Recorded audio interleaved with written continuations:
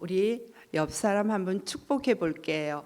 너는 하나님의 사람, 아름다운 하나님의 사람. 그래요. 여기 모인 모든 분들 아름다운 하나님의 사람들입니다. 지금 서로 축복하면서 얼굴들이 환해지고 미소가 번져서 너무 보기가 좋아요. 한 번만 더 해보세요. 너는 하나님의 사람, 아름다운 하나님의 사람. 네, 참 좋습니다. 아름다운 하나님의 사람들이 이렇게 모여서 함께 예배할 수 있는 거 우리 축복인 것 같아요. 예. 오늘은 성막을 세우신 하나님에 대해서 우리가 생각해 볼 건데, 집을 짓기 위해서는 설계 도면이 필요합니다. 옷을 만들기 위해서는 본을 잘 만들어야지만 좋은 옷을 만들 수가 있습니다. 하나님이 고안하신 거룩한 설계도를 따라 이스라엘 백성들이 지은 성막을 살펴보면서 성막을 보면서 본이 무엇인지, 또 우리가 이 성막은 미래에 무엇을 예고하는지 한번 살펴보려고 합니다. 신약 성경에 보면 하나님이 자기 아들을 세상에 보내셨는데, 그것은 육체로 오신 하나님이 우리 가운데 거하시는 성막이라고 말씀하고 있습니다. 그래서 첫 번째는 하나님이 자기 백성을 위해서 성막을 준비하셨습니다. 오늘 우리가 1절부터 9절까지 말씀에 이제 하나님이 성막을 지으라고 명령하시는 말씀이 나오고 있는데, 하나님이 침묵하시는 듯 보이던 수세기가 흐르고 난 뒤 이스라엘 백성들은 주님이 아브라함 후손들에게 약속하셨던 거룩한 나라를 이제 만들기 위한 길에 나섰습니다. 나라가 되려면 백성들이 있어야 되는데, 이제 백성의 수가 이제 준비가 되었던 것입니다. 이스라엘 백성은 애굽에서 인구수가 기하급수적으로 크게 증가되었고, 이제 그들은 모세를 통하여서 애굽에서 노예살이에서 이제 나올 수가 있었습니다. 모세의 인도 아래 나오면서 어려움이 있었지만 홍해를 건넜고, 홍해를 건너서 시내산에 이르러서 이제 하나님이 오늘 이제 우리가 읽은 말씀을 하신 것입니다. 그래서 이 시내산에서 다스릴 법을 준비가 되었습니다. 하나님의 율법을 이제 이스라엘 백성들에게 주셨는데, 이 율법은 하나님이 기대하시는 삶의 방식을 이스라엘에게 가르치는 것이었어요. 십계명의 첫 부분은 하나님에 대한 계명이고, 두 번째 계명은 이웃 사랑에 대한 계명입니다. 근데 이 첫 번째 1계명부터 4계명까지에는 이스라엘 백성이 하나님을 사랑한다는 표현을, 그분을 가장 우선하고 그분의 성품을 반영한다는 것이 어떤 것인가를 이제 나타내셨습니다.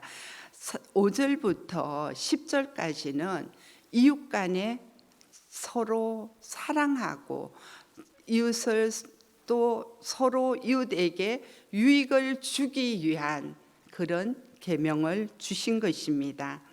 나라가 되려면 영토가 필요한데, 이 영토는 여호수아가 한 세기가 지나서 여호수아가 지도자로 가나안에 들어갔을 때 이 영토는 이루어졌습니다. 자, 출애굽기 1장부터 7절까지 말씀 우리가 다시 한번 생각해 보는데 3절만 한번 읽어 볼게요. 3절 같이 한번 읽어 볼게요. 너희가 그들에게서 받을 예물은 이러하니 금과 은과 녹과. 예. 이제 하나님께서 성막을 짓기 위하여서 예물을 가져오라고, 금, 은, 놋 이런 것들을 가져오라고, 성막에 필요한 원자재들을 모으기 위하여서 구체적으로 4절 다 이렇게 설명을 하고 있습니다. 설명을 하고 있는데 주님이 것들을 가지고 오는데 자원해서 가지고 오기를 원하시는 겁니다. 그리고 억지로가 아닌 기쁜 마음으로 내기를 바라신다 것입니다. 여기서 금, 은, 놋 이렇게 언급된 값비싼 금속들이 나오는데 이것은 성막 안에 필요한 도구들로 이제 사용될 것입니다. 그때나 지금이나 금은 제일 비싼 금속이잖아요. 그러니까 성막 안에 있는 것들을 만드는데, 기구들을 만드는데 금은 사용될 것이고, 은은 이제 성막의 받침들을 지탱하는 받침들을 만드는데 은은 사용될 것이고, 녹은 바깥에 이제 기구들 그런 것들에 사용될 것입니다. 그 뒤에 계속 나오는 염색된 실과 가는 배, 염소 틀 등은 이제 휘장을 만드는데 필요한 것들이고, 또 실들은 청색, 자색, 홍색 실들은 이것들은 문을 만드는데 수놓아서 또 만들 수 있도록 그렇게 하고, 조각목, 아카시아 나무는 시나이 반도가 원산지인데 이것은 기둥을 세울 때 기둥으로 사용하고 또 널판으로 사용되어질 것입니다. 그리고 간유는 등잔대에 필요하고, 향품은 금향단에서 태울 향과 섞을 것이고, 보석은 제사장의 의복에 달리게 됩니다. 자, 전직 노예들이 어떻게 이렇게 비싼 물건들을 갖게 되었을까요? 우리가 지난번에 말씀을 들은 것처럼 이들은 이스라엘에서 나올 때 여러 가지 이제 재앙을 만나면서 나중에 이스라엘 애굽에서 나올 때 그냥 나오지 아니하고 기중품도 같이 챙겨서 나올 수 있었습니다. 그리고 여러 가지 이제 물품들도 함께 갔습니다. 바로 애굽에서 나올 때 취했던 전리품의 일부입니다. 35장에 가면, 출애굽기 35장에 가면 좀 더 구체적으로 이제 이 물건을 바치고 하는 상황에 대해서 구체적으로 얘기를 하고 있습니다. 35장 21절 우리 한번 말씀을 읽어볼게요. 같이 읽겠습니다. 마음이 감동된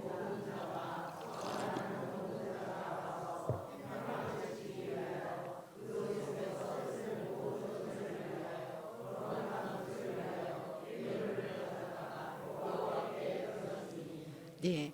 그리고 이 후에도 보면 계속 이제 예물을 드리는데 그 어떤 예물을 드리는가 하면은 팔찌, 귀고리, 목걸이, 가락지, 그리고 또 놋, 은 이런 모든 것들을 갖다가 아낌없이 여기에 보니까 짓기 위해서 이제 여호와께 드렸다 이랬는데, 그런 모든 물품들, 가죽 이런 것들을 갖다가 이제 바치는 거예요.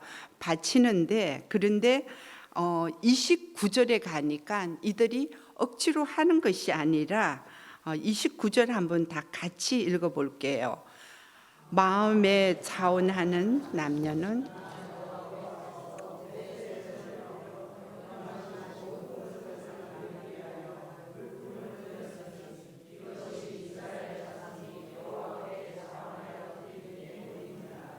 그래요. 이렇게 모든 비싼 정말 자기에게 있는 그런 것들을 자원하여서 성막을 지키기 위해서 드렸습니다. 드렸을 때 이제 산 위에서 하나님은 모세에게 이 재료들을, 이 바쳐진 재료들을 어떻게 사용할지에 대해서 설명합니다. 설명하는 것이 오늘 우리가 읽은 8절 9절에 나오는데, 내가 그들 중에 그할 성소를 나를 위하여 짓되 물어 내가 내게 보이는 모양대로 장막을 짓고 기구들도 그 모양을 따라 지을지니라, 그렇게 말씀하고 있습니다. 그러니까 여호와께서 보이는 대로 모세에게 이제 설명해 주는 대로 그대로 성막을 지으라고 말씀합니다. 자, 내가 그들 중에 그할 성막에 이제 여호와께서 그하신다고 그렇게 말씀합니다. 그들 중에 그할 일은 이렇게 말씀하시는데, 이스라엘 백성도 하나님이 우리처럼 하나님의 임재가 어디에나 가능함을 알았어요. 우리 다 정말 하나님은 어디에나 계신 분인 줄 알잖아요. 신앙 용어로는 편재하시는 하나님에 대해서 다 알고 있었다는 겁니다. 그렇지만 하나님은 특정한 시대와 공간 속에 감지 가능한 방식으로 인간 가운데 자신의 임재를 드러내고 싶었던 것입니다. 성막은 광야에서 바로 그런 공간이 될 것인데, 어떻게 보면 성막 안은 화려하고 비싼 가구들을 갖다 놓은 그런 장막으로 보여질 수도 있어요. 금, 언, 놋 그런 것들이 다 청색, 자색 좋은 것들을 지금 다 모았잖아요. 그런데 그렇게 보여질 수도 있는데, 이곳을 거룩한 성소로 바꾼 것은 그 안에 여호와의 영광이 충만했다고 이랬습니다. 그래서 거룩한 성소로 이제 바뀐 것입니다. 두 번째로, 하나님이 자기 백성을 통해서 성막을 지으셨습니다. 계획이란 때로 예측을 빗나가기도 합니다. 그러나 성막 지키는 그렇지 않았습니다. 모든 것이 완벽하게 맞아 떨어집니다. 온 사제들이 모이자 부살렐과 오홀리압이 이들이 이제 여러 사람들과 함께 이제 장막을 만들고 거기에 필요한 가구들을 만듭니다. 이들은 이 성막 짓는 데 장인으로서 하나님이, 성경에 보니까 하나님이 이들에게 기술을 주셨다고 그렇게 말씀하고 있습니다. 출애굽기 36장 8절부터 39장 31절까지에 보면은 이 성막에 각 공정에 따른 세부 사항들이 정확하게 기록되어 있어요. 우리가 그동안 성막에 대한 설교는 수없이 많이 들었을 거예요. 수없이 많이 듣고 이래 했는데, 이것들이 하나하나 이렇게 만들어지는 과정들에 대해서는 우리가 그렇게 많이 듣지는 않았을 거예요. 성막은 마음이 지혜로운 사람들이 모여서 열폭 휘장으로 이제 성막을 지었다 이랬습니다. 전 여기서 이 말씀을 읽다가 깜짝 놀랐어요. 지혜하면 어디에서 나오는 거예요? 전 머리인 줄 알았거든요. 지혜는 머리에서 나오는 줄 알았거든요. 그런데 마음이 지혜로운 자들이 성막 휘장을 만드는데 동원이 됐더라고요. 그래서 우리가 정말 이렇게 교회 안에서 마음보를 잘 써야 된다, 이 말이 이 말씀을 읽으면서 이 말씀을 준비하면서 너무 많이 와닿았어요. 마음이 지혜롭다. 여러분, 마음이 지혜롭다 이 말 많이 들어봤어요? 성경에 잠언에도 나오고 여러 군데 나와요. 나오는데도 제가 그동안은 그냥 읽기만 했지 제 마음에 별로 안 닿는 거예요. 이분이 이 말씀을 준비하면서 마음이 지혜롭다는 데 대해서 제가 많이 이렇게 또 도전을 받았습니다. 언약궤는 조각목으로 만들고 금으로 다 안팎을 칠했다 이랬어요.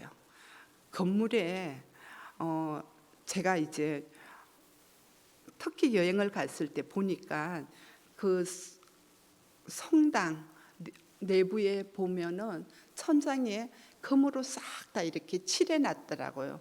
그림을 그렸는데 금을 아주 얇게 해가지고 금으로 다 이렇게 해놨는데, 그런 걸 보면서 야, 이게 얼마나 오래된 건물인데 이렇게 오래까지 이것이 이렇게 보존되고 있다는 게 참 신기하다, 이런 생각을 했는데, 이 바로 성막에 들어가는 이 기구들을 나무로 조각목으로 만들고 그게 금으로 다 안팎을 칠하고 안팎을 다 입히고 그리고 금태를 두르고 금고리 넷을 만들어서 언약궤를 만들었다는 겁니다. 진설병상도 조각목으로 만들어서 금태를 둘렀고 등잔대는 순금으로 쳐서 만들었다고 했습니다. 분향단도 순금으로 싸고 주위에 금태를 둘렀고 제단은 노스로 쌓고 번제단과 물두멍은 노스로 만들고 뜰 주위에 포장은 세마포요. 뜰의 휘장문은 청색, 홍색, 자색 실로 혹은 배실로 수놓아 짰고 대제사장 아론과 그의 아들들을 위한 옷은 청색, 자색, 홍색 실과 금을 쳐서 오려서 가는 배실과 함께 사용했대요. 와, 제사장의 옷에 금실로 다 그렇게 만들었다는 거예요. 이것을 보면서 이렇게 만들고 또 보석으로 장식해 갖고 그렇게 제사장의 옷을 만들었습니다. 성경은 성막을 짓는데 필요한 재료의 목록을 정확히 이제 기술하는데 금이 1톤 이상 들어갔대요. 1톤이면 어느 정도 되는 것 같아요? 어때요? 저 1톤 얼마나 될까 하다가 1톤 화물차를 생각해 봤어요. 개인 용달이 보통 1톤이더라고요. 그 정도의 금이 들어갔고 은이 3톤 이상, 그리고 놋이 2톤 이상 들어가서 그 성막의 모든 필요한 것들을 만들었다고 했습니다. 출애굽기 39장 32절 33절 우리 한번 같이 읽어볼게요. 이스라엘 자손이 이와 같이 성막 곧 회막의 모든 역사를 마치되 여호와께서 모세에게 명령하신 대로 다 행하고 그들이 성막을 모세에게로 가져왔으니 곧 막과 모든 기구와 그 갈고리들과 널판들과 띠들과 기둥들과. 아멘. 하나님은 이렇게 명령함에 그 말을 또 순종함으로써 모든 것들이 완성되고 완성되었습니다. 그래서 이스라엘 백성들이 명령한 대로 다 행했다. 그리고 모든 역사를 마침에 성막을 다 지었어 이제 마친다고 그럽니다. 그리고 성막을 모세에게로 가져왔으니, 성막은 이제 뭐 휘장은 이렇게 말아서 옮기고 또 여러 가지 이렇게 다 옮기는 방법들이 이제 우리가 광야 생활을 하면서 성막이 계속 이동을 하는데 바로 이동할 수 있도록 그렇게 준비되었던 것입니다. 그래서 하나님은 이 모든 일을 하는데 지도자를 거룩한 도구로도 사용하십니다.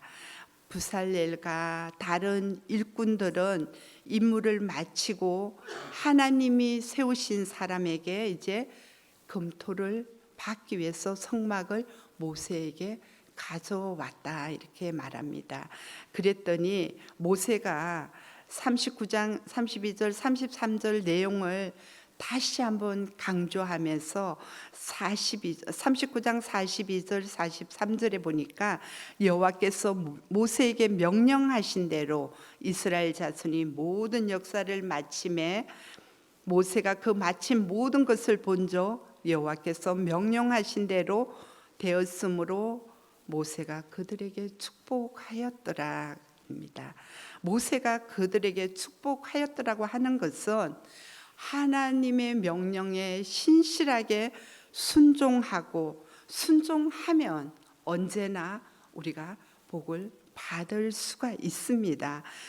본문은 바로 이 원리를 나타내는데, 성막은 하나님이 구속해 주신 장소로서 거룩한 백성이 자신감과 즐거움으로 하나님의 임재를 맞이할 수 있는 곳입니다.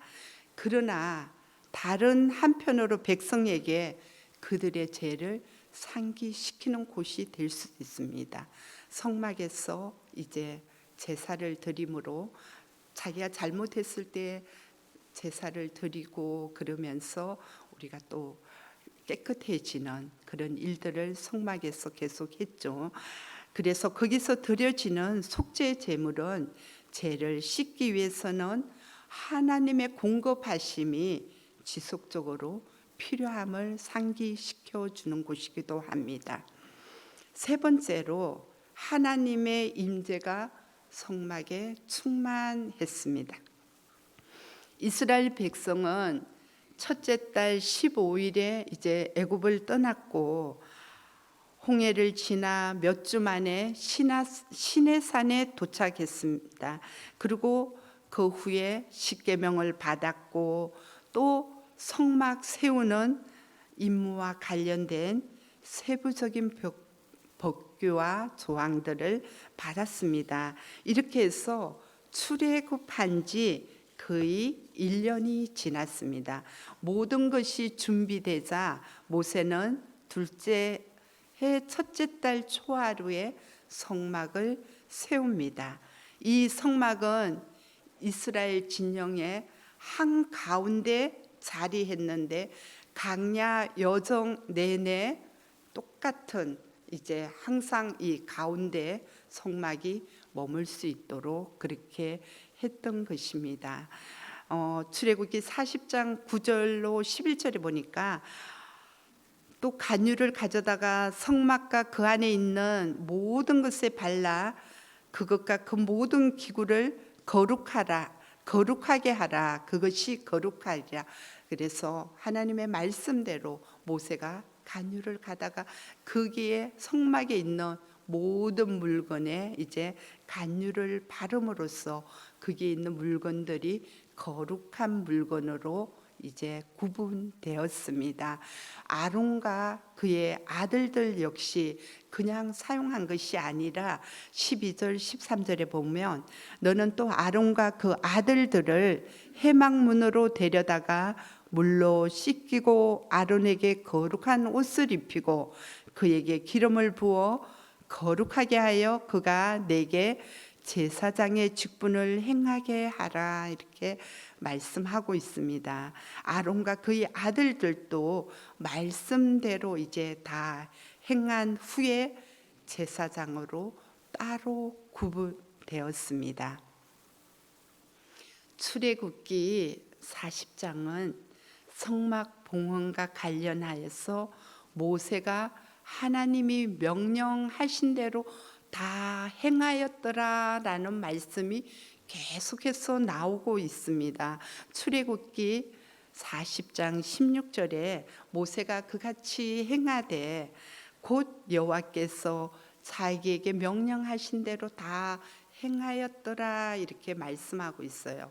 근데 19절에도 보니까 또 성막 위에 막을 펴고 그 위에 덮개를 덮으니 여호와께서 모세에게 명하신 대로 그대로 되니라. 자, 21절도 23절도 이제 하나님이 모세에게 시킨 대로 다 그대로 되니라. 모세에게 명령하신 대로 그대로 되니라 되니라 되니라 계속 말씀하고 있습니다. 21절, 23절, 25절, 27절, 29절, 32절 이렇게 해서 모든 성막의 것들이 명령대로 완벽하게 이루어진 것입니다. 하나님은 이전에 구름 기둥을 통해 이스라엘 백성에게 자신의 임재를 드러내셨습니다. 이스라엘 진영 밖에 있는 임시 해막, 즉 모세가 하나님과 주님과 말씀을 나누는 곳으로 구름이 보이고 거기서 모세가 이제 서로 얘기하고 이랬는데 성막을 짓고 나니까 진영 한가운데 즉 새로 지은 성막 위에 바로 누구나 볼 수 있게 나타나신 것입니다. 전에는 한쪽에 성막 뒤에 한쪽으로 이렇게 그 진영 한쪽에 있었던 그 구름이 이제는 성막 위에 누구나 볼 수 있도록 그렇게 나타나신 겁니다. 출애굽기 40장에 이 장면이 기록되어 있는데 34절, 35절 같이 읽어볼게요. 구름이 해막에 덮이고 여호와의 영광이 성막에 충만하매 모세가 해막에 들어갈 수 없었으니 이는 구름이 해막 위에 덮이고 여호와의 영광이 성막에 충만함이었으며 그래요. 이 구절에서 여호와의 영광이 두 번씩이나 강조됩니다. 영광으로 번역된 히브리어는 무게와 밝음이라는 뜻을 갖고 있습니다. 이스라엘의 하나님과 관련해서 영광이란 임재의 압도적인 현현을 나타내는데 모세는 하나님을 보고 싶은 열망을 참을 수가 없었어요. 그래서 33장 18절에 보면 주의 영광을 내게 보이소서 그렇게 말씀했던 모세예요.